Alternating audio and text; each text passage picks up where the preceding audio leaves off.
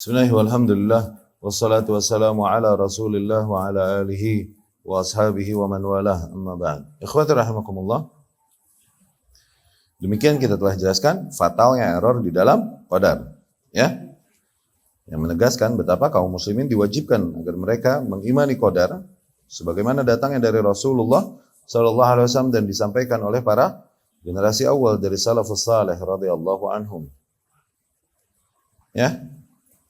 Maka dari situ diwajibkan juga atas setiap muslim untuk menuntut ilmu di dalam hal ini, memahami dan mencari tahu bagaimana konsep qadar, konsep mengimani qadar yang tepat sebagaimana datangnya dari Rasulullah sallallahu alaihi wasallam. Tayyib. Sebelum masuk lagi, setelah kita jelaskan terms, kemudian kita jelaskan fatalnya error di dalam qadar, kami sampaikan dulu titik aman. Ya, titik aman yang menjadi pegangan kita semua. Sebelum kita memahami qadar lebih dalam. Karena memahami qadar ini kayak puzzle. Kayak labirin. Takutnya keder ntar. OTW keder. Di dalam perjalanan keder, kembali ke nilai awal ini yang kami sampaikan yang jadi dogma. Ya, kami sampaikan juga nanti perkataan para ulama rahimahumullah ahyan wa amwatan, para salafus saleh tentang kesimpulan di dalam mengimani qadar, ya. Jadi titik aman itu pertama, bahwasanya Allah Subhanahu wa taala menciptakan alam semesta dan segala isinya. Dan semua aktivitas yang terjadi di dalamnya. Semua aktivitas, ya. Tadinya ada jadi enggak ada. Tadinya enggak ada jadi ada. Semua hal yang terjadi di dalam alam semesta. Tadinya diam jadi gerak. Tadinya gerak jadi diam. Tuh. Allah Subhanahu wa taala menciptakan alam semesta dan segala isinya dan semua aktivitas yang terjadi di dalamnya, baik ataupun buruk itu. Mau baik mau buruk, Allah yang menciptakan. Dan Allah Maha Adil. Sama sekali tidak ada yang zalim dalam ketentuannya. Allah Maha Adil dan sama sekali tidak ada yang zalim dalam ketentuannya. Oke? Nah, pegang itu, kenceng-kenceng. Jadi ketika keder dan kita mempertanyakan, aduh masa begini amat qadar ini itu, tuh lihat, kembali kepada dogma awal tadi. Ya, kembali kepada dogma awal. Kemudian di antara kaidah inti juga, supaya kita juga enggak menunggangi qadar. Menunggangi. Tuh, qadar, awas. Di antara kaidah inti di dalam hal ini yang diyakini Ahlus Sunnah, nu'min bil qadar al-kauni wa naltazim bil qadar asy-syar'i.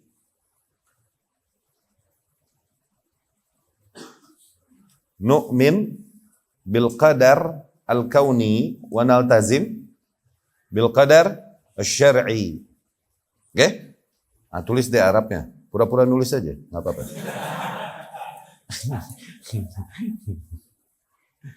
Kita beriman kepada qadarullah kauniyah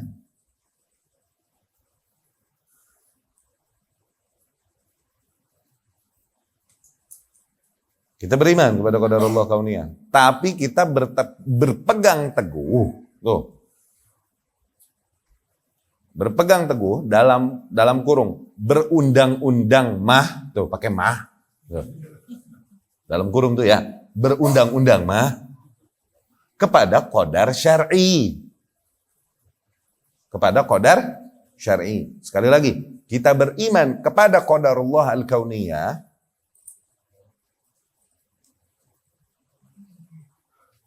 tapi berundang-undang berpegang teguh oke? Kepada qadar syar'i.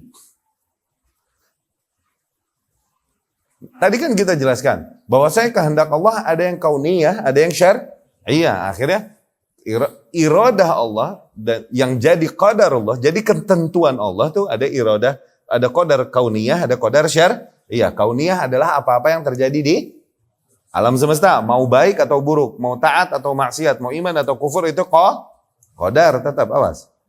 Oke? Ini kauni, ya qadar syar'iyah tadi apa? Apa yang Allah tuntut dari hamba-hambanya, dan Allah tentukan hukum tersebut. Jadi hukum syariat. No, yang Allah tuntut hamba-hambanya. Nah kita beriman iya sama qadarullah kau. Nih beriman nggak? Beriman. Tapi berpegang teguh mah. Berundang-undang, berhujah gitu. Dengan qadar syariah. Dengan hukum syariat. Maknanya begini. Ketika salah seorang di antara saudaramu nyopet, misal. Terus ente bilang, ya akhi, ente nyopet, ittaqillah. Iya kan? Nah nggak boleh dia bilang, iya nih gue nyopet qadarullah. Bener gak? Bener. Qadarullah mah bener. Cuman boleh nggak dia bilang berhujah dengan qadarullah atas maksiat yang dilakukannya? Nggak boleh. Berpegang teguh dengan hukum syariat.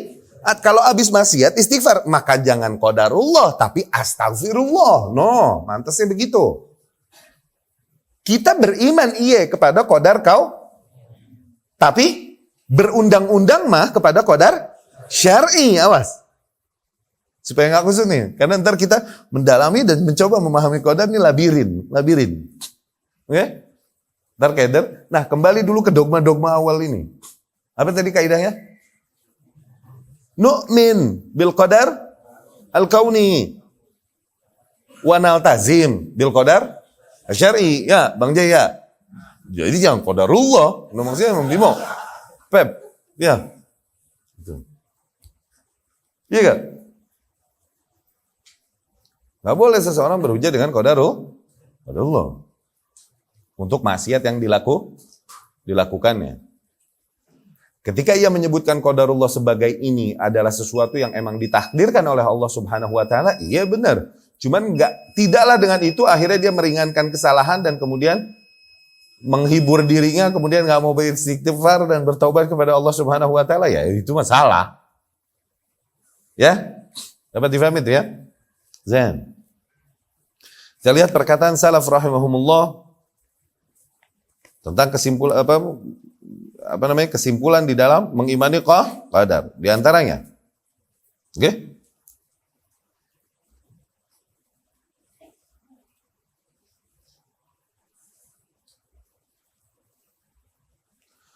Tentunya apa yang datang dari Rasulullah dulu sallallahu alaihi wasallam. Diriwayatkan oleh Ali radhiyallahu anhu, yakni Ibnu Abi Thalib. Diriwayat Imam Bukhari dan Muslim. Ali berkata, kan Rasulullah sallallahu alaihi wasallam dzata yaumin jalisan wa fi yadihi 'ud yankutu bih. Suatu hari Rasul sallallahu alaihi wasallam sedang berada dalam keadaan duduk.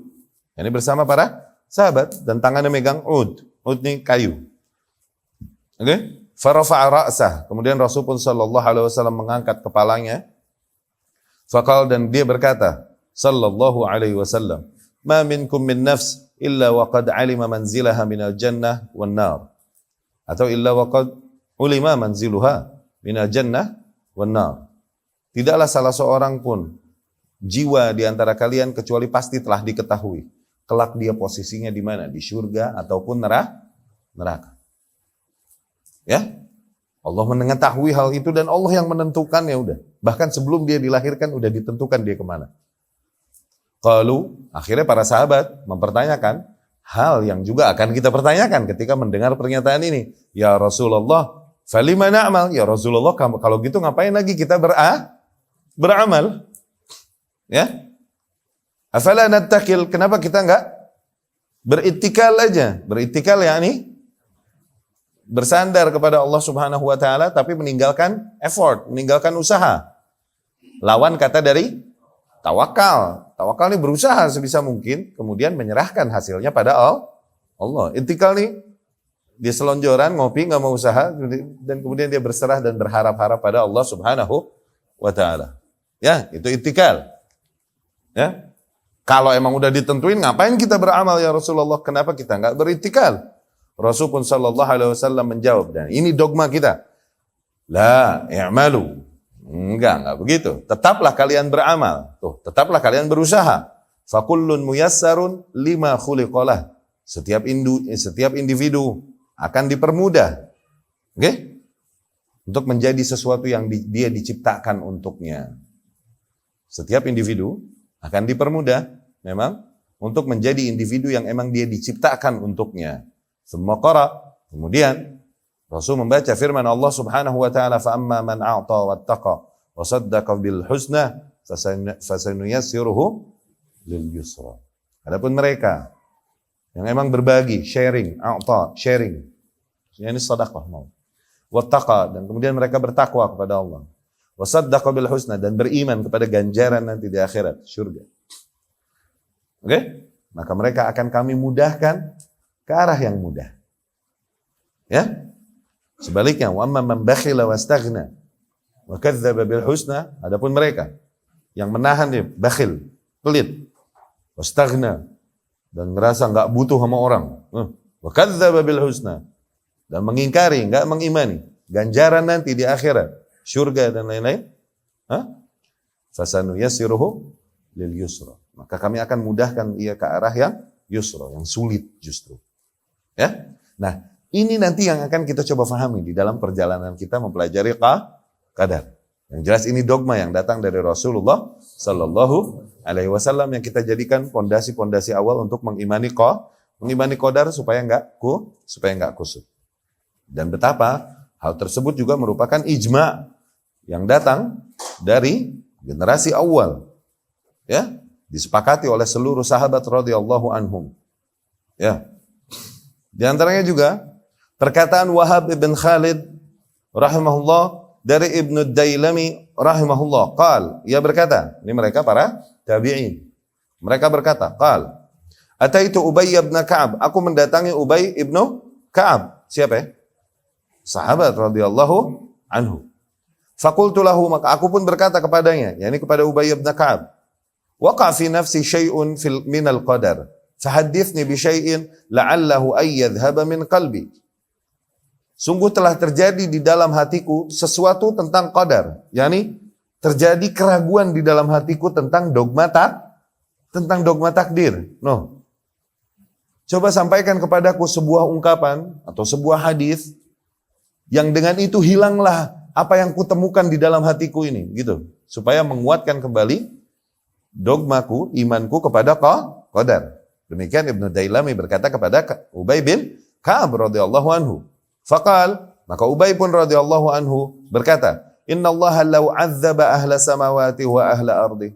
Dikasih worst case skenario langsung. Sesungguhnya Allah Subhanahu wa taala, andai saja Allah mengazab seluruh penduduk langit, para malaikat, dan seluruh penduduk bumi, Allah azab juga. Adzabahum ghairu zalimin lahum. Allah mengazab mereka dan tetap Allah tidak zalim kepada mereka. Kalau Allah mau, Allah azab semua penduduk langit dan penduduk bumi, tetap Allah zat yang maha adil dan tidak zalim dalam mengazab mereka. Keputusannya untuk mengazab seluruh makhluknya ini adil. Adzabahum ghairu zalimin lahum. Walau rahimahum, sebaliknya, kanat rahmatuhu khairan lahum min a'malihim. Dan andai saja Allah merahmati mereka semua, penduduk langit dan penduduk bumi, niscaya rahmat Allah jauh lebih baik bagi para makhluknya tersebut daripada amalan mereka sendiri. Yani rahmat yang Allah berikan jauh lebih besar daripada amal yang kita lakukan. Kalau dihitung matematis, dengan nikmat-nikmat Allah Subhanahu wa taala yang didapatkan oleh kita, sungguh amalan kita cuma segini, ini nggak pantas dapat nikmat segini, gitu. Karena apa? Rahmat fadl dari Allah Subhanahu wa taala sampai masuk surganya kita karena amalan kita? Bukan, tapi karena rahmat Allah Subhanahu wa taala. Dan andai saja Allah merahmati semua mereka, sungguh rahmat Allah jauh lebih baik bagi mereka daripada amalan mereka sendiri. Walau anfaqta mithla Uhudin fi sabilillah, dan apabila engkau menginfakkan emas sebesar gunung Uhud di jalan Allah, kalau kau menyumbang di jalan Allah, emas, nggak pakai gram-graman, segede gunung Uhud tuh emas, oke? Maka bilahullahu mink, Allah takkan terima sama sekali darimu, nggak terima sedikit pun jadi pahala, jadi amal soleh nggak diterima, hatta tu'mina bil qadar, sehingga kau beriman dulu kepada takdir.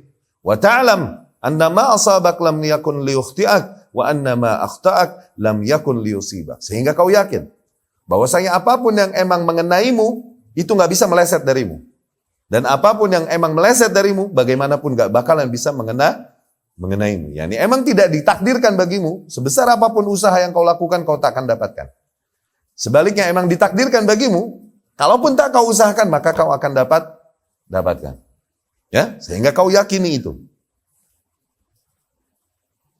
Walau mutta ala ghairi hadza la dakhaltan nar. Andai saja kau mati dan kau tidak meyakini dogma ini, tuh dogma barusan tuh, niscaya kau akan masuk neraka. Allah. Andai saja kau mati dan tak meyakini dogma tadi, niscaya kau akan masuk neraka. Demikian Ubay ibnu Ka'ab berkata kepada Ibnu Dailami. Oke, kemudian Ibnu Dailami berkata, "Tsumma ataitu Abdullah ibnu Mas'ud." Habis Ubay bin Ka'ab, aku samperin Abdullah ibnu Mas'ud radhiyallahu anhum. Ajib amat tabi'in ya. Keder-keder mampir rumah sahib. Rumah sahabat. Ajib gak? Rahimahumullah. Sahabat apalagi? Keder-keder mampir rumah Rasul sallallahu alaihi wasallam. Kebayang gak? Nyer-nyeran gitu kebayangin, ya Allah. Habis nanya Ubay terus nanya Abdullah bin Mas'ud, ini ajib amat. Iya gak? Radhiyallahu anhum ajmain. Kemudian, summa ataitu Abdullah ibn Mas'ud. Habis Ubay ibn Ka'ab, aku hampiri Abdullah ibn Mas'ud radhiyallahu anhu. Faqala mithla qaulih. Akhirnya Abdullah ibn Mas'ud berkata sebagaimana perkataannya Ubay. Sama, sepaket. Summa qala, kemudian Ibnu Dailami berkata, summa ataitu Hudzaifah bin al-Yaman. Aku hampiri Hudzaifah bin al-Yaman radhiyallahu anhu. Faqala mithla qaulih. Kemudian Hudzaifah bin al-Yaman berkata sebagaimana juga perkataannya Ubay, sama. Summa ataitu Zaid bin Thabit radhiyallahu anhu. Kemudian aku datangi lagi Zaid bin Thabit radhiyallahu anhu, fahaddatsani 'an Nabi sallallahu alaihi wasallam mithla dzalik. Kemudian Zaid bin Thabit meriwayatkan dari Nabi sallallahu alaihi wasallam sebuah hadis yang semakna dengan yang disampaikan Ubay bin Ka'ab radhiyallahu anhum ajmain. Ya Allah. Lihat betapa ini adalah hal yang dogma yang disepakati menjadi usul, nggak ada ikhtilaf di dalam, nggak boleh ikhtilaf di dalam hal ini. Demikian datang dari Rasulullah sallallahu alaihi wasallam dan salaful ummah. Ya. Wa yaqulu Imam Ibnu Qutaibah rahimahullah. Imam Ibnu Qutaibah rahimahullah berkata, wa adlul qawli fil qadar, kesimpulan di dalam mengimani qadar, anta alam anna Allah adlun la yajur. Agar kau yakini bahwasanya Allah Subhanahu wa taala adil, tidak bertindak curang, tidak bertindak zalim. Kaifa khalaq wa kaifa qaddar? Bagaimana Allah menciptakan, bagaimana Allah menentukan, wa kaifa a'ta? Bagaimana Allah memberi, wa kaifa mana'? Bagaimana Allah menahan, wa annahu la yakhruju min qudratihi syai'un. Dan sesungguhnya tidaklah ada yang di luar kuasa Allah Subhanahu wa taala. Semuanya berada di dalam kuasa Allah Subhanahu wa ta'ala. Nah, ini juga dogma lagi. Awas. Ketika dibilang Allah adil dan tidak zalim di dalam apapun yang ditentukannya, maknanya sesuatu yang ditentukan oleh Allah Subhanahu wa ta'ala, maknanya hamba tersebut memang layak mendapatkan itu. Allah jadikan dulu hamba tersebut layak untuk mendapat gitu. Allah jadikan nih hamba sampai kepada titik layak dia mendapatkan sesuatu yang dia ditakdirkan baginya. Tuh. Itu kullun muyassarun lima khuliqalah, maksudnya itu. Ya? Sebagaimana hadis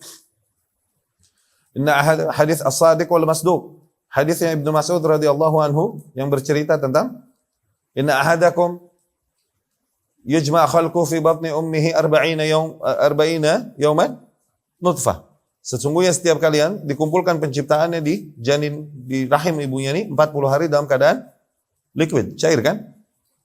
Kemudian sar alaqah, kemudian menjadi segumpal darah, mislu dzalik, seperti itu 40 hari juga. Kemudian jadi mudghah, seperti itu juga 40 hari juga. Jadi 120 hari. Baru diutuslah malaikat yang kemudian ditiupkan ruh, kemudian yu'mar bikatbi arba' kalimat, diperintahkan untuk menulis 4 kalimat. Nah, ini apa namanya? Ajalnya, rezekinya, kemudian syaqi atau sa'id dan lain-lain. Ini dituliskan. Ini penulisan juga di antara bentuk penulisan yang nanti kita akan pelajari.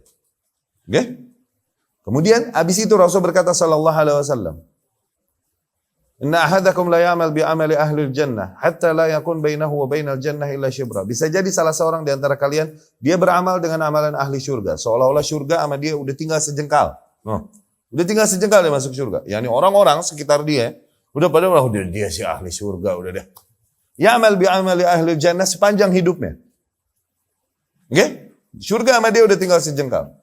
Tapi sabaqa alaihil kitab, tapi udah tertulis atasnya.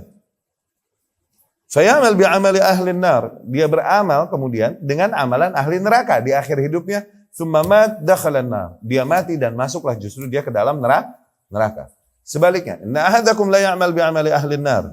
Bisa jadi salah seorang di antara kalian beramal dengan amalan ahli neraka sepanjang hidupnya, ma'adzallah. Ya? Sehingga jarak antara dia sama neraka udah tinggal sejengkal. Udah berasa nih panasnya. Udah gerah. Ya, orang-orang sekitarnya bilang, aduh, Dedi diisi rusak deh, dia nggak tahu deh, gitu deh. Oke? Tapi sabaqa alaihil kitab, tapi udah ditentukan atasnya terlebih dahulu. Fayamal bi'amali ahlul jannah, justru dia berubah jadi beramal dengan amalan ahli syurga. Dia mati, dakhalal jannah, dia masuk ke dalam syurga. Nah, hitungan kita ini nggak fair. Hitungan kita zahirnya manusia yang lemah. Kok begitu sih? Dia betapa dia bereffort sepanjang hidupnya beramal dengan amalan ahli syurga. Kok ternyata ditakdirin suwe. Begitu kan? Kecele. Ditakdirkan merugi. Sebaliknya yang beramal dengan amalan ahli neraka malah ditakdirin ajib. Berakhir akhir hayatnya dengan amalan ahli syurga. Zahirnya demikian. Tapi Allah yang menentukan. Berarti itu emang paling adil dan paling mantas. Allah Maha tahu. Ternyata dari sanad lain dapat ditemukan. Ada ziyadatul lafaz, ada tambahan redaksi yang menjelaskan hal ini, teka-teki ini. Inna ahadakum la ya'mal bi'amali ahlul jannah. Bisa jadi salah seorang di antara kalian beramal dengan amalan ahli syurga. Fima yabdu linnas, pada apa yang tampak di mata manusia. Tuh. Jadi manusia ngelihatnya zahirnya dia beramal yang Masya Allah, tabarakallah. Iya kan? Zahirnya. Tapi Allah Maha tahu isi hatinya. Di akhir hayat, ditampakkan isi hati seseorang. Ma'adzallah. Sebaliknya, yang beramal dengan amalan ahli neraka, Allah tahu isi hatinya. Ada kebaikan, ada mutiara yang gak ada pada hamba-hamba Allah yang lain. Allah kasih taufik untuk memperbaiki amalannya di akhir hayatnya, matilah dia justru masuk syurga. Jadi orang-orang yang Allah takdirkan neraka, takdirkan mereka untuk masuk neraka, Allah takdirkan mereka emang mantas untuk masuk neraka. Nggak mungkin seorang hamba ikhlas dia meminta petunjuk, minta taufik, minta bimbingan kepada Allah Subhanahu wa taala, berjuang sebisa mungkin demi surga, tapi Allah takdirkan neraka, nggak mungkin. Nggak mungkin. Itu maksudnya innallaha la yukhadzil al-mu'minin. Allah nggak membuat kecele orang-orang yang beriman, menipu orang-orang yang beriman. Nggak mungkin. Sama hidayah. Allah yahdi man yasha wa yudhillu man yasha. Allah kasih hidayah siapapun yang dikehendakinya. Allah sesatkan siapapun yang dikehendaki. Mereka yang tersesat dari jalannya Allah, nggak mungkin mereka yang mencari hidayah dan kemudian minta keikhlasan kepada Allah mencari hidayah. Okay? Dan Allah melihat effortnya di dalam mencari hidayah dan doanya meminta kepada Allah hidayah. Ini hamba demikian, kemudian Allah takdirkan kesesatan, nggak mungkin. Allah Maha Adil. Kalau gitu Allah zalim. Ini ditakdirkan kesesatan berarti something wrong. Allah yang Maha tahu. Dan timbangannya ada di hati. Innallaha la yanzuru ila suwarikum wala ila alwanikum wala ila ajsamikum. Allah nggak lihat gambar kalian, rupa kalian, fisik kalian. Tapi yanzur ila qulubikum. Itu yang Allah nilai. Allah Maha tahu isi hati yang baik. Ini maksudnya dogma Allah adil di dalam apapun yang ditentukannya. Allah adil di dalam apapun yang ditentukannya. Tidak ada yang zalim dari apapun yang ditentukannya. Keadilan dan kezaliman. Mungkin kezaliman ada pada mata kita yang lemah. Dengan pengetahuan kita yang lemah. Ya, dan betapa pentingnya awas. Minta keikhlasan dan maintenance keikhlasan. Awas. Jauhi dari praktek-praktek, kelakuan-kelakuan yang justru merusak keikhlasan ini, merusak nilai keikhlasan ini. Dari riya, sum'ah yang sifatnya yabdulin nas, pada apa yang tampak di mata manusia. Kau sedang mengejar ridho, siapa yang kau kejar? Kita sedang ngejar ridho siapa? Ridho siapa sebenarnya yang kita kejar? Dari amal, dari perjuangan yang kita lakukan, ini ridho siapa? Ya, itu maksudnya fima yabdu linnas. Apakah seorang hamba udah ikhlas ini itu kemudian dia nggak melakukan maksiat? Dia manusia, dia melakukan maksiat. Tapi dengan keikhlasannya Allah kasih taufik dia untuk ngerem, Allah kasih dia taufik dia untuk istighfar, untuk taubat dan lain-lain, kembali lagi ke jalan Allah, kembali lagi ke jalan Allah. Atau lebih pahit lagi, Allah azab seluruh penduduk langit dan bumi. Penduduk langit semuanya taat kepada Allah Subhanahu wa ta'ala. Siapa? Malaikat. Ada nggak malaikat ria? Ada nggak? Nah. Dan penduduk bumi semuanya. Allah mengazab mereka dan Allah tetap terhitung tidak zalim kepada mereka. Pahitnya nih, pahitnya. Oke? Kenapa nggak zalim? Hah? Karena milik Allah, barakallahu fik, punya Allah, mau Allah apain kek? Punya orang, nih fulus orang, fulus ente nih, ente mau sodakohin, ente mau nafkah bini 1, bini 2, bini 3, terserah, punya ente. Jangan bini orang. Zolim. Punya orang. Jangan juga fulus orang, ente nafkahin. Nah, itu baru zolim. Ini punya Allah, kita makhluk Allah, Allah yang bikin, mau diapain kek? Zalim gak? Punya Allah. Itu dogma sepahit-pahitnya udah. Tuh, terima tentang qadar. Jadi kalau Allah azab seluruh penduduk langit dan seluruh penduduk bumi, tetap Allah mengazab mereka dan Allah Maha Adil, tidaklah Allah zalim pada mereka. Ya? Itu maksudnya innallaha adlun, sesungguhnya yang Allah tentukan ini adl la yajur. Tidak zalim. Ya. Sekali lagi, Ibnu Qutaibah rahimahullah berkata, yang kesimpulan di dalam permasalahan qadar ini agar kau yakini bahwasanya Allah Subhanahu wa taala Maha Adil dan tidaklah Allah bertindak zalim. Apapun yang Dia ciptakan, apapun yang Allah ciptakan, tetap Allah Maha Adil. Apapun yang Allah takdirkan, apapun yang Allah beri, apapun yang Allah tahan, Allah tetap Maha Adil. Apapun yang Allah tentukan, Allah Maha Adil. Oke? Seseorang yang beriman dan serem, ngeri sama qadar demikian, boro-boro lidahnya berani berkata, takdir memang kejam. Ma'adzallah. Sampai jadi judul lagu noh. Kalau emang dia faham konsep qadar, ngeri dia ngomong begitu. Ya, ngeri dia ngomong begitu. Wa annahu la yakhruj min qudratihi syai'. Meyakini bahwasanya tidak ada satu hal pun yang berada di luar kuasa Allah Subhanahu wa taala. Enggak ada. Tidak ada satu hal pun yang berada di luar kuasa Allah. Maknanya apa? Semua hal yang terjadi di alam semesta ini adalah berada di bawah kuasa Allah Subhanahu wa taala mutlak.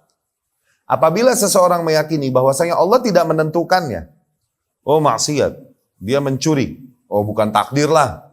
Katanya gitu, misal maksiat gitu masa Allah mentakdirkan demikian? Oh, berarti terjadi sesuatu di alam semesta dan bukan Allah yang menentukannya. Loh, berarti kuasa Allah di alam semesta nggak mutlak, nggak manunggal. Bisa diterima nggak? Nggak bisa diterima. Dan kemudian terjadi dia mencuri. Dan bukan Allah yang menentukan. Berarti Allah nggak tahu dong sebelumnya. Sehingga dia melakukan pencurian tersebut, baru Allah tahu. Oh, dia maling. Tuh, berarti ada yang celak pada kesempurnaan pengetahuan Allah Subhanahu wa taala. Bisa diterima nggak? Ketika dikatakan adanya sesuatu di luar kuasa Allah, berarti maknanya begitu. Dan itu nggak bisa diterima. Dan kita harus meyakini bahwa saya tidak ada satu hal pun yang berada di luar kuasa Allah Subhanahu wa taala. Wala yakunu fi malakutihi minas samawati wal ardi illa ma arad, dan tidaklah terjadi pada makhluk-makhluknya, baik di langit ataupun di bumi, kecuali apa yang dikehendakinya. Wa annahu la dina li ahadin alaihi wa la haqqa li ahadin qablah. Tidak ada satu hal pun yang layak diyakini lebih dari Allah Subhanahu wa taala. Wa la haqq li ahadin qablah. Tidak ada hak yang layak untuk didapatkan bagi siapapun sebelum Allah Subhanahu wa ta'ala. Fa in a'ta fa bi fadl. Apabila Allah memberi, maka berangkat dari keutamaan Allah. Wa in mana, dan apabila Allah menahan, tidak memberi, fa bi adl, maka berangkat dari keadilan Allah Subhanahu wa taala. Wa innal ibad yastati'un wa ya'malun. Sesungguhnya para hamba punya kuasa, yastati', bisa, kudrah, punya kemampuan. Wa ya'malun, dan mereka pun beramal. Wa yujzauna bima yaksibun, dan mereka akan diganjar dengan apa yang mereka lakukan atau usahakan. Wa inna lillahi latifatun yabtadi biha man arad, dan sesungguhnya Allah Subhanahu wa taala punya bonus, punya bonus yang Allah berikan kepada siapapun yang dikehendakinya. Wa yatafaddal biha ala man ahab, Allah berikan bonusnya tersebut kepada siapapun yang dicintainya. Hidayah. Yuqi'uha fil qulub faya'udu biha ila ta'atih. Yang apabila Allah berikan hal tersebut ke dalam hati hambanya, niscaya hamba tersebut akan kembali kepada ketaatannya. Hidayah, taufik.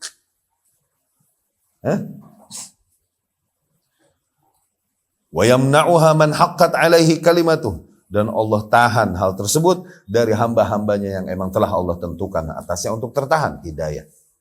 Allah larang, Allah halangi dia dari hidayah bagi hamba-hambanya yang Allah kehendaki. Ya, yahdi may yasha wa yudhillu may yasha. Ya. Latifah itu sesuatu yang paling nikmat, paling agung yang turun dari langit.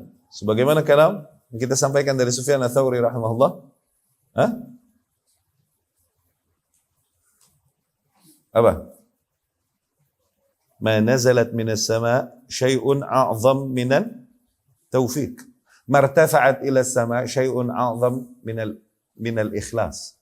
Tidaklah terangkat ke langit sesuatu yang lebih agung nilainya daripada keikhlasan, yakni amalan. Wa ma nazalat minas sama', dan tidaklah turun dari langit syai'un a'zam. Tidak ada satu hal pun yang turun dari langit. Takdir, qada. Tidak ada yang turun lebih mulia, lebih agung daripada taufik. Wa biqadaril ikhlas yakunu taufik. Dan sesuai dengan kadar keikhlasan itulah kadar taufik yang didapatkan oleh seorang hamba. Tuh, Allah adil dalam membagi taufik. Ya, berangkat dari fadlnya. Fahadhihi jumlatum ma yantahi ilaihi ilmu ibnu Adam min qadarillahi azza wa jal. Demikianlah kira-kira kesimpulan mentoknya ilmu anak-anak Adam alaihi salam tentang qadar. Udah, sisanya jangan kau pertanya-tanyakan, yang akhirnya membuka pintu syaitan, membawakanmu kepada keraguan atas dogma tersebut. Wa ma siwa dzalik makhzunun anhu. Di luar hal tersebut itu adalah hal yang makhzun, yang disimpan oleh Allah, dirahasiakan oleh Allah Subhanahu wa taala. Karena qadar adalah rahasia Allah Subhanahu wa taala. Ya. Dan kemudian Ibnu Taimiyah rahimahullah pun berkata, ini masih di dogma, yang dengan itu kita mendogma diri kita dulu untuk mengimani qadar dan punya pegangan, oke, untuk menjadi patokan di dalam mengimani qadar, ya. Wa salaful ummah wa a'immatuha muttafiqun. Ibnu Taimiyah rahimahullah berkata, dan para salaf umat ini dan para imam-imam ahlus sunnah semuanya bersepakat ala annal ibada ma'muruna bima amarahumullahu bihi, bahwasanya para hamba itu diperintahkan dengan apa-apa yang Allah Subhanahu wa taala perintahkan mereka ke atasnya, manhiyuna amma nahahumullahu anhu, dan para hamba-hamba dilarang dari apa-apa yang memang dilarang oleh Allah. Wa muttafiqun alal iman biwa'dihi wa wa'idih.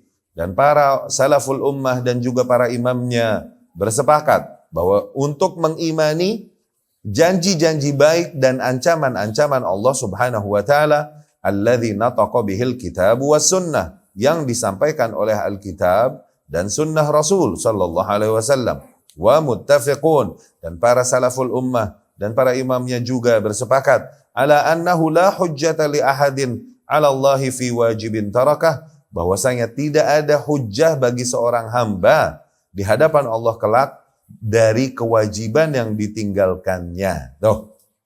Jadi ketika seorang hamba meninggalkan sholatnya, nggak bisa di hadapan Allah Subhanahu wa taala dia bilang qadarullah ya Rabb, qadartani litarkis salah. Kau mentakdirkanku untuk meninggalkan salat, nggak bisa. Nggak ada hujjah. Itu nggak jadi hujjah buat nih hamba di hadapan Allah Subhanahu wa taala kelak. Nggak bisa. Wala muharram fa'alah. Nggak ada hujjah bagi seorang hamba dari sesuatu yang haram yang dilakukannya. Balillahil hujjatul balighatu ala ibadih. Justru hujjah yang paling sempurna ada pada Allah Subhanahu wa taala ke atas para hambanya. Waqal, dan Ibnu Taimiyah juga berkata rahimahullah, wa mimma ittafaqa alaihi salaful ummah wa a'immatuha ma'imanihim bil qada wal qadar wa anna Allaha khaliqu kulli syai'in wa annahu ma syaa kan wa ma lam yasha' lam yakun.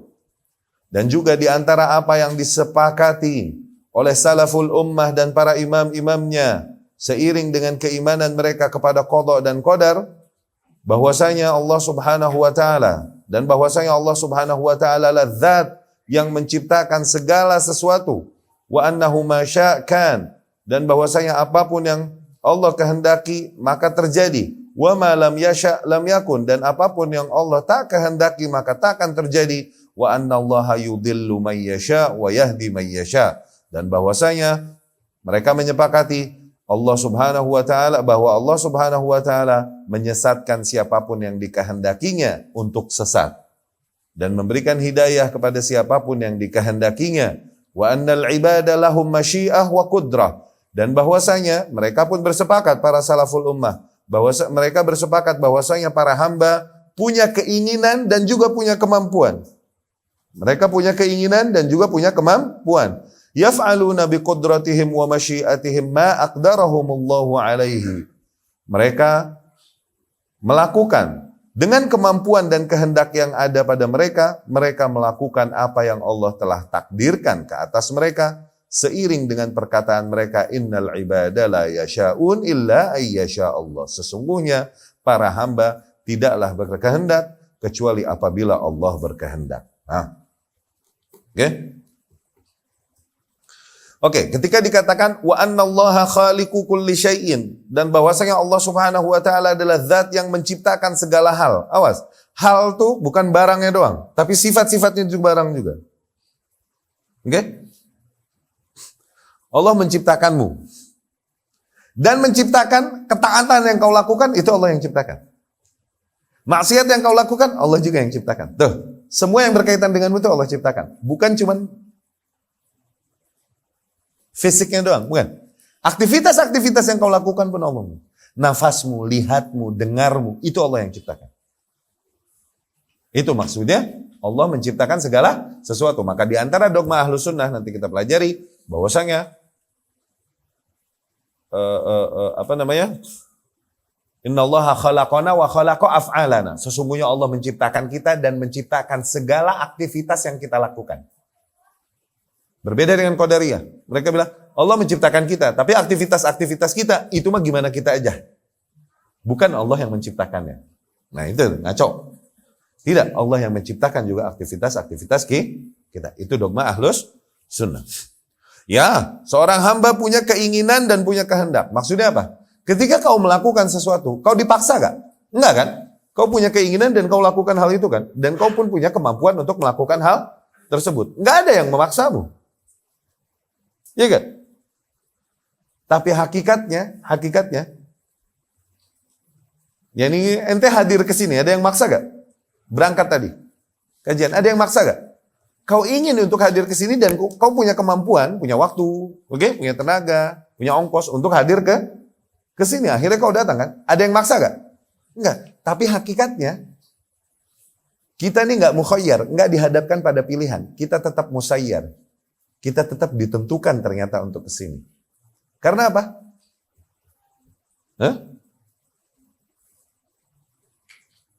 Karena apa? Karena sesungguhnya seorang hamba tak akan berkehendak kecuali apabila Allah berkehendak. Tuh, maknanya begini. Nih hamba kan berkehendak melakukan sesuatu. Kehendak nih kaitannya dengan hati kan?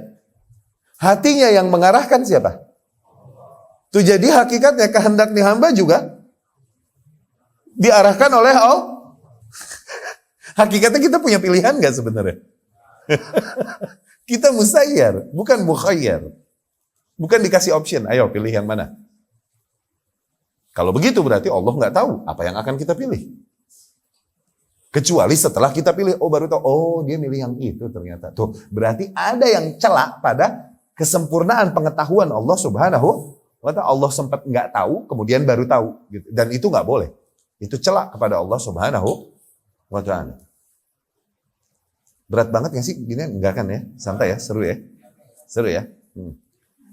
Khair insyaallah ya. Kita terusin ya. Jadi demikian di antara apa yang disampaikan salaful ummah tentang dogma-dogma mengimani qadar. Oke?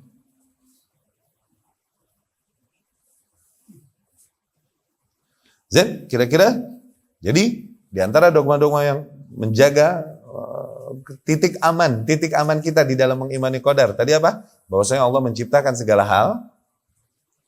Allah menciptakan segala hal yang ada di langit dan bumi. Allah menciptakan alam semesta dan menciptakan apapun yang ada di dalamnya dan apapun yang terjadi di dalamnya. Loh. Dan bahwasanya apapun yang Allah tentukan tetap adil dan tidak zalim. Itu dogmanya. Dan bahwasanya kita beriman kepada qadarullah kauniyah, tapi berpegang teguh kepada qadarullah syar'iyah. Ya. Jadi jangan habis maling terus bilang qadarullah. Jangan. Ya. Ya akhi, ente enggak puasa lagi Ramadan begini, ditegur misalnya.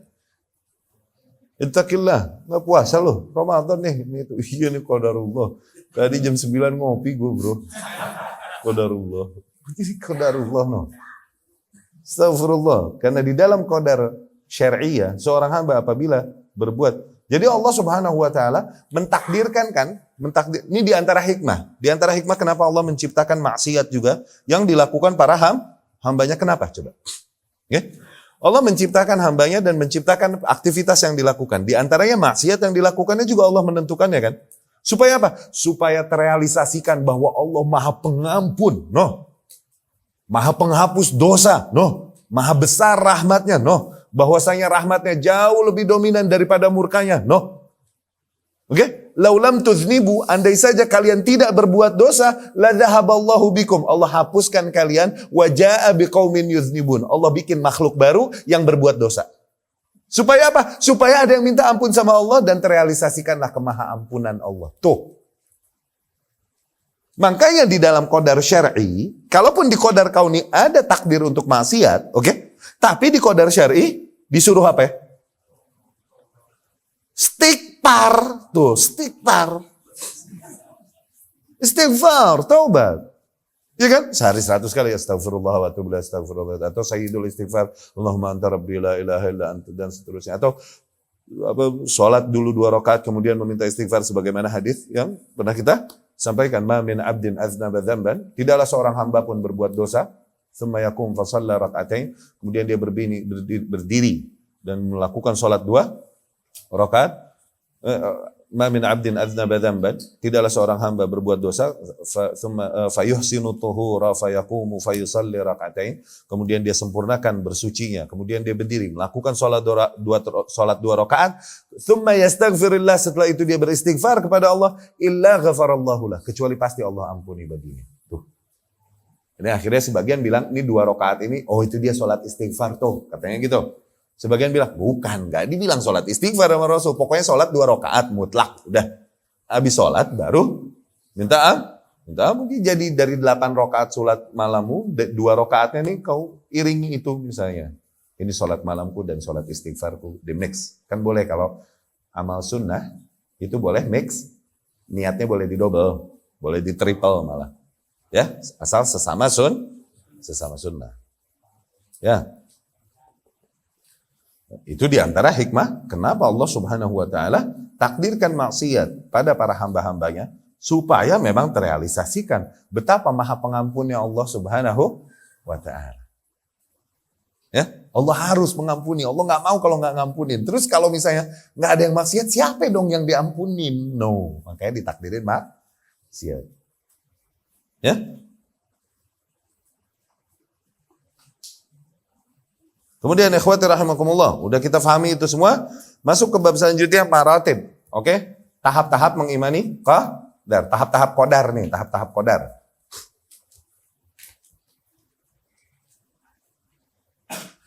Yang pertama, ini ada 4 level, awas. Level 1 nih, ada ilmullah al-kamil. Ilmullah al-kamil, ilmu Allah yang sempurna. Ini 4 disusun oleh para ulama, maksudnya memudahkan para awam untuk menguasai ilmu ini. Tujuannya demikian ya. Bukan sesuatu yang baru yang dibuat-buat, bukan. Cuman disusun oleh para ulama demikian rahimahumullah. Ahya'an wa amwat. Yang pertama ilmullah al-kamil, ilmu Allah yang sempurna. Allah ini ilmunya sempurna. Dan kaidah apa asma yang berkaitan dengan itu? Al-alim. Allah zat yang maha tahu. Nah, bagaimana memahami keilmuan Allah yang sempurna ini, gimana kaidahnya? Allah ya'lam ma kan wa ma yakun wa ma sayakun. Tuh, Allah tahu past, present, future. Allah tahu semua hal yang telah terjadi, yang sedang terjadi, yang belum terjadi. Wa ma lam yakun kaifa law kan yakun. Dan apa-apa yang belum terjadi, nanti terjadinya seperti apa, Allah Maha tahu. Enggak terjadi kecuali apabila Allah kehendaki terjadi. Oh, berarti Allah yang menghendaki untuk terjadi. Ya iyalah, Allah Maha tahu. Kan Allah yang kehendaki. Tuh, muter di situ. Jadi kaidah mengimani, memahami Allah Maha tahu tadi apa? Allah Maha mengetahui apa-apa yang telah terjadi, sedang terjadi atau belum terjadi. Makanya tadi kita bilang, kalau misalnya Allah tidak menentukan hamba tersebut berbuat maksiat, berarti Allah nggak tahu dong. Dia akan memilih maksiat. Kecuali setelah hamba itu lakukan, baru Allah tahu. Oh, dia bikin maksiat. Tuh, berarti ada hal yang tadinya Allah nggak tahu, kemudian baru tahu. Dan itu nggak bisa diterima. Oke? Ada sesuatu yang baru Allah tahu, itu nggak bisa diterima. Pengetahuan Allah sempurna, mutlak, udah. Itu ilmullah al-kamil. Zain. Habis itu naik. Baru mulai level kedua, mulai al-kitabah, penulisan.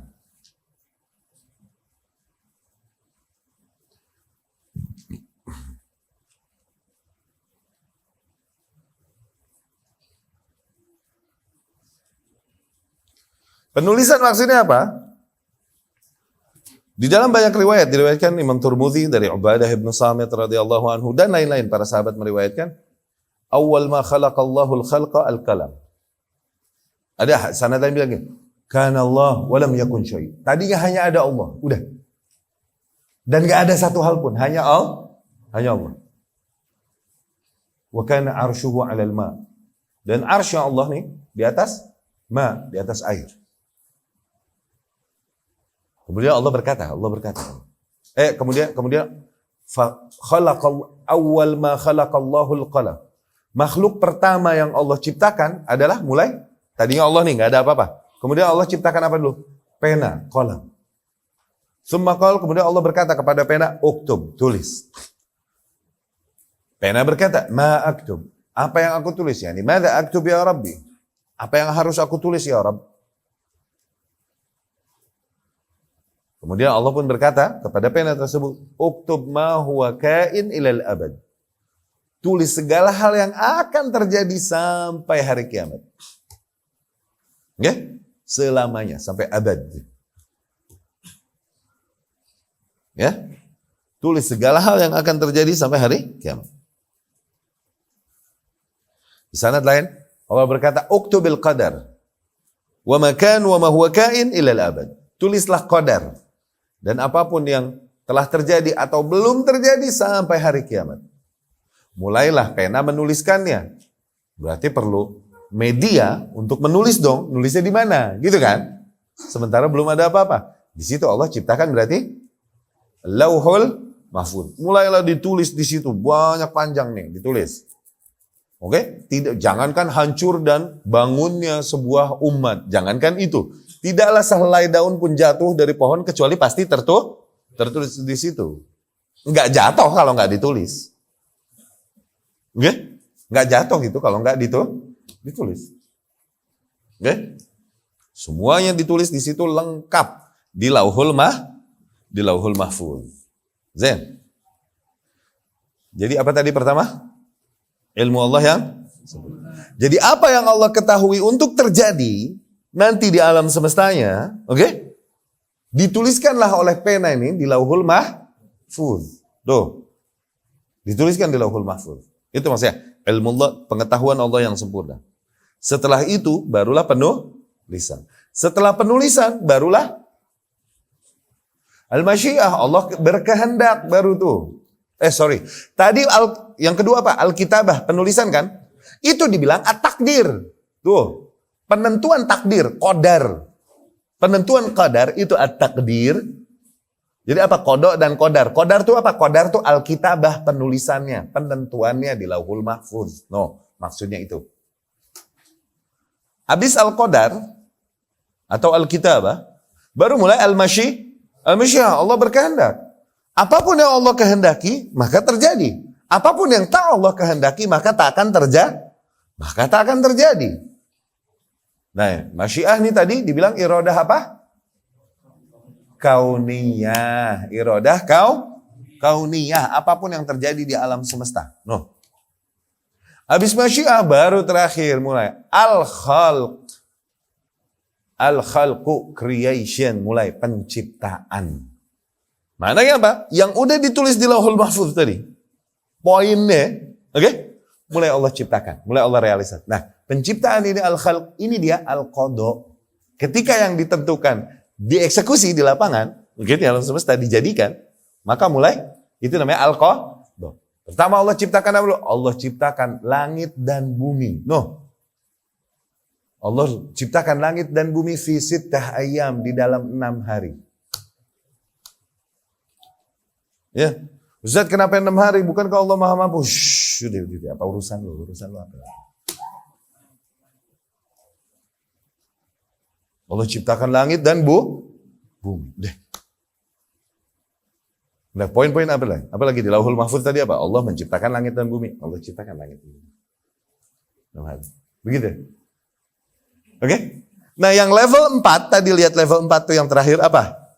Penciptaan, al-khalq atau al-qada, oke? Dengan takdir tadi, yang apa? Al-kitabah. Yang kedua tadi. Iya kan? Iya gak? Hah? Jaraknya goban 50.000 tahun. Antara penulisan dengan mulai penciptaan alam semesta, jaraknya nih goban 50.000 tahun. Ya?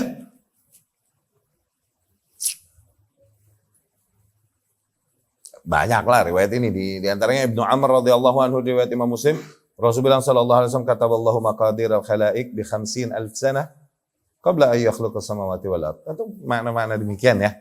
Allah menulis takdir para makhluk. Oke, sebelum Allah mulai menciptakan langit dan bumi, itu 50.000 tahun sebelumnya. Oke.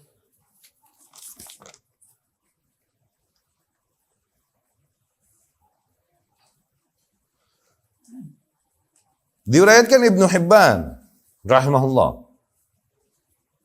Di antara apa namanya lataif di dalam hal ini, apa yang diriwayatkan Ibnu Hibban rahimahullah, Rasul bercerita sallallahu alaihi wasallam, ihtajja Adam wa Musa. Adam dan Musa alaihi wasallam debat nih. Oke? Alaihi wassalam. Rasul bercerita bahwasanya Adam alaihi salam dan Musa alaihi salam debat. Oke, saling hujah-hujahan, yakni ihtajja tuh, debat. Kan zamannya beda, kok bisa bareng tat? Di mana tuh berarti? Waktu Mi'raj, kan di langit itu ketemu Nabi Fulan, begitu kan? Waktu Mi'raj. Musa berkata, ya Adam, wahai Adam, anta abuna, engkaulah ayah kami. Khayyabtana wa akhrajtana minal jannah. Kau membuat kami merugi. Kau membuat kami diusir dari surga. Begitu. Nah, ini sanad lain bilang, ya Adam, wahai Adam, Allah memuliakanmu, khalaqaka biyadihi, Allah menciptakanmu dengan tangannya sendiri. Nafatha fika min ruhi, Allah tiupkan ruhnya pada dirimu. Oke? Askanaka jannata, Allah tinggalkan kau di surganya. Aba'da kulli hadha asaita rabbak. Apakah setelah semua itu kau memaksiati Tuhanmu? Yani, ngapain? Mendekati pohon terlarang. Akhirnya diusirlah dari Sudah akhirnya kita di surga deh turunan diusir dari surga ke bumi. Akhirnya kita turunan Adam di bumi deh. Tuh. Coba dulu nggak maksiat, kita di surga nih sekarang. Begitu maksudnya. Dikeluhkan oleh Musa kepada Adam alaihissalam. Karena apa? Mendekati pohon terlarang itu. Oke? Kemudian Adam pun menjawab alaihissalam. Ya Musa, istafaqallahu bikalamih wa haddalaka biyadihi. Wa khattalaka biyadihi. Wahai Musa, Allah memilihmu untuk kalamnya. Yani Allah berbicara langsung pada Musa tanpa perantara. Makanya gelar Musa kalimullah. Begitu kan? Orang, makhluk yang diajak langsung ngomong oleh Allah tanpa Jibril. Gelarnya Musa itu kalim. Kalimullah. Seseorang yang jadi mukhatab Allah langsung. Ya? Dan kemudian Allah tuliskan bagimu kitabnya. Yani Taurat. Allah turunkan bagimu kitabnya. Taurat. Taurat berarti udah tertulis dong di Lahul Mahfuz. Saking lengkapnya di Lauhul Mahfuz, ya berarti isi kitab masa nggak tertulis di situ, gitu kan?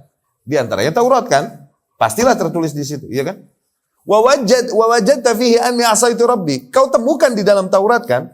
Taurat yang kau diturunkan padamu, aku bermaksiat kepada Tuhanku kan? Iya kan? Iya. Atalawuni ala syai'in. Apakah kau menyalahkanku atas sesuatu? Qadahullahu alai. Allah telah tentukan atasku 50.000 tahun sebelum Allah ciptakan alam semesta. Kata Adam alaihis. Kok bisa kau salahkan aku akan sesuatu yang Allah ciptakan, udah tentukan 50.000 tahun bahkan sebelum Allah menciptakan alam semesta. Akhirnya Rasul bilang, hajja Adamu Musa. Adam telak. Adam telak ngalahin Musa. Musa. Tapi nggak jadi. Awas, riwayat demikian nggak jadi juga hujah bagi seseorang untuk berhujah atas maksiat yang dilakukannya dengan qadar. Lah itu Nabi gimana tadi itu? Mereka udah meninggal. Udah nggak dihitung lagi dosa dan pahala dari mereka. Kembali kepada skenario penciptaan Allah di alam semesta. Allah menciptakan iblis, iya. Allah tahu Allah bikin iblis taubat, iya. Dan Allah juga tahu iblis nanti akan memaksiatinya lagi, iya. Allah yang menghendakinya kok untuk itu terjadi. Gitu loh. Allah menciptakan Adam dan Allah suruh iblis sujudkan. Allah tahu iblis akan nolak untuk nggak sujud. Emang demikian skenario yang Allah bikin. Udah. Dapat ya? Berarti paham itu ya? Tapi kira-kira itu bagian pertama dari memahami qadar. Insya Allah besok kita lanjutkan masuk ke bab-bab selanjutnya. Ya.